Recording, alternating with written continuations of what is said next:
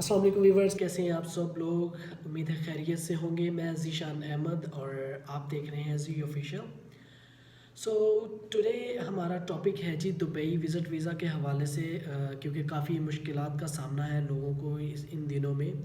मतलब अक्टूबर के मंथ के बाद काफ़ी लोग जो है वो डिसहार्ट हुए हैं वीज़ा रिजेक्ट होने की वजह से, या मुख्तलिफ़ प्रॉब्लम्स फेस करनी पड़ती हैं उनको पाकिस्तान एयरपोर्ट पे या दुबई इंटरनेशनल एयरपोर्ट्स पे जो उनको मुश्किलात का सामना है। तो आज की हमारी इंफॉर्मेटिव वीडियो जो है वो दुबई के रिगार्डिंग है। सो प्लीज़ इस वीडियो को एंड तक देखिएगा और कमेंट सेक्शन में ज़रूर बताइएगा कि आपको ये वीडियो कैसी लगी। सो शुरू करते हैं। अच्छा, सबसे पहले मेरे पास 3 पॉइंट्स हैं जिनके ऊपर मैं डिस्कस करना चाहूँगा आप लोगों से, कि क्या-क्या गलतियाँ हम लोगों से होती हैं जब हम लोग विज़िट के लिए दुबई जाना चाहते हैं, और उन गलतियों का बाद में हमें नतीजा ये मिलता है कि हमारा वीज़ा रिजेक्ट हो जाता है या फिर दुबई से हमें वापस भेज दिया जाता है। ठीक है। तो सबसे पहले हम बात करते हैं जी हमारे कंसल्टेंट हजरात जो कि हमें वीज़ा प्रोवाइड करते हैं। नो डाउट वो हमारी बहुत मदद करते हैं, हमें एक अच्छी अपॉर्चुनिटी देते हैं आगे बढ़ने की, डिफरेंट ममालिक में जाके काम करने की। बट साथ ही साथ उनको इस तरीके से गाइड कर देना चाहिए हमारे पैसेंजर्स को या हमारी आवाम को जो जाना चाह रहे होते हैं या जिनका वो वीज़ा अप्लाई करते हैं, उनको ये थोड़ी सी गाइडेंस देनी चाहिए कि मेरे भाई अगर आप विज़िट पे जा रहे हो तो आपने क्या क्या चीज़ें जो है वो फुलफ़िल करके जानी है अपने साथ, और क्या क्या चीज़ें जो आपने माइंड में रखनी है ओवर द एयरपोर्ट। आपकी चेकिंग के ड्यूरिंग में, आपकी बोर्डिंग के ड्यूरिंग में कोई क्वेश्चन करता है तो आपने उसको आंसर कैसे करना है। ठीक है। सो सबसे पहले मैं बात करता हूँ, क्योंकि जब लास्ट टाइम मैं अपना एक्सपीरियंस थोड़ा सा शेयर करता हूँ आप लोगों के साथ।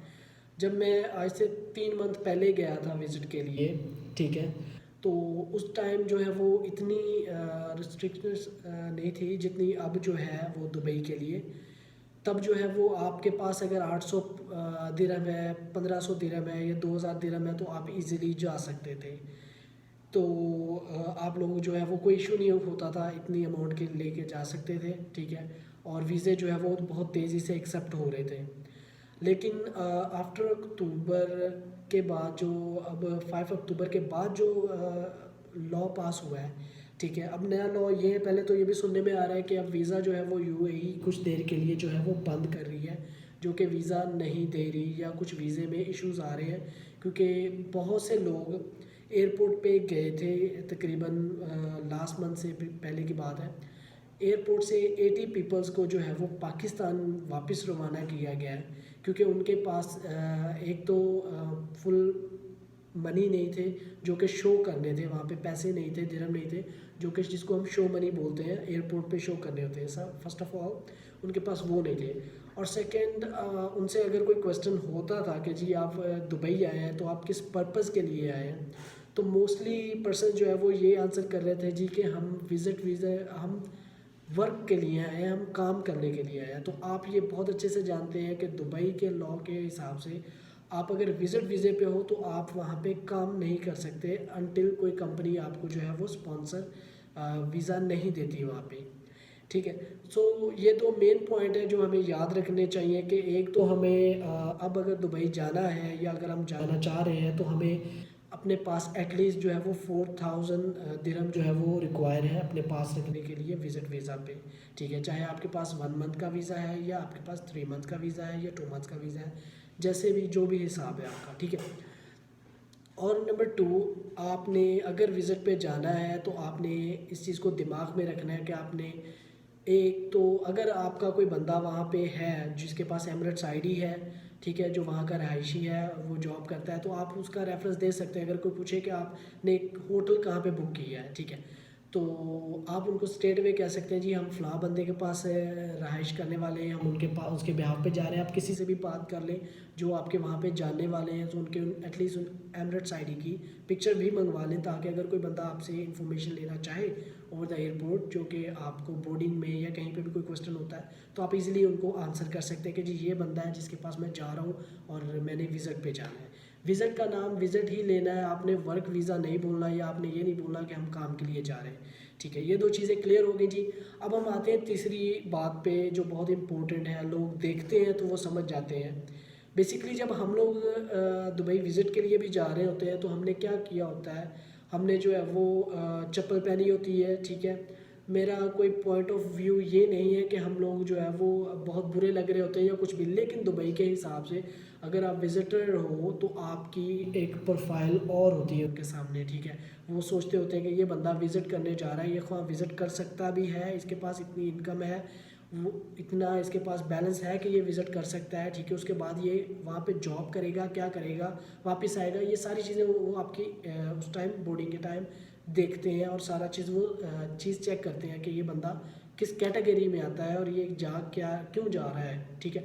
सो कोशिश हम लोगों ने ये करनी है कि हम ड्रेस वेल करें, ठीक है, चाहे हमने शलवार कमीज़ पहनी हुई है या कुछ भी, और जो हमने लगेज लेके जानी है या कुछ भी लेके जाना है तो उसको एक प्रॉपर तरीके से फिटिंग में रखें और वो गुड लुक लगने चाहिए, कि ये नहीं लगना चाहिए कि ये जी बस वहाँ पे जाके डेरा जमाने वाली बात है या कुछ भी करने वाली बात है।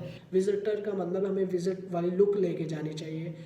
ये लाजमी नहीं है कि आप पैंट शर्ट पहनो या कुछ भी, आप एक सूट भी पहन सकते हो, गुड लुक बन के जा सकते हो, लेकिन उनके अकॉर्डिंग आप थोड़ा सा अच्छे बन के जाओगे तो आपका भी आपके चांसेस ज़्यादा हैं एक्सेप्ट होने के, और उसमें कोई रिजेक्शन भी फिर वो नहीं करते। और नंबर 3, कोई भी आंसर करना है आपने, पॉइंट नंबर 3 के अंदर ये भी है कि कोई भी आपने आंसर करना है तो आपने वो कॉन्फिडेंस के साथ करना है। हमारे लोग क्या करते हैं, हम विज़िट पे भी जाते हैं तो हमारा जो कॉन्फिडेंस लेवल होता है ना, वो लोग हम उन लोगों के मेहमान हैं। अगर हम विज़िट पे जाते हैं वो हमको खा नहीं जाएंगे, कुछ नहीं कहेंगे। अगर आप उनको स्ट्रेट में आंसर करते हो जी विज़िट करने जा रहे हैं, घूमने जा रहे हैं, ये जगह देखनी, वो जगह देखनी है, ठीक है, और हमने यहाँ पे रहना है, ये हमारा बंदा है जो हमें विज़िट करा रहा है। अगर आपके पास होटल बुकिंग नहीं है या रिजर्वेशन नहीं है तो आप ये बात उनको कर सकते हैं, ठीक है।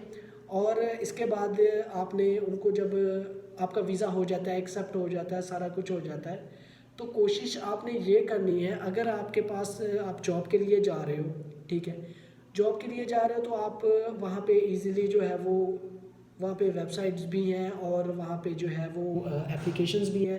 एक एप्लीकेशन मैं जो है वो आपको डिस्क्रिप्शन में भी लिख दूँगा, ठीक है, आप वो देखिएगा, उसको डाउनलोड करके वो यूज़ करिएगा, वो बहुत हेल्पफुल है, ठीक है।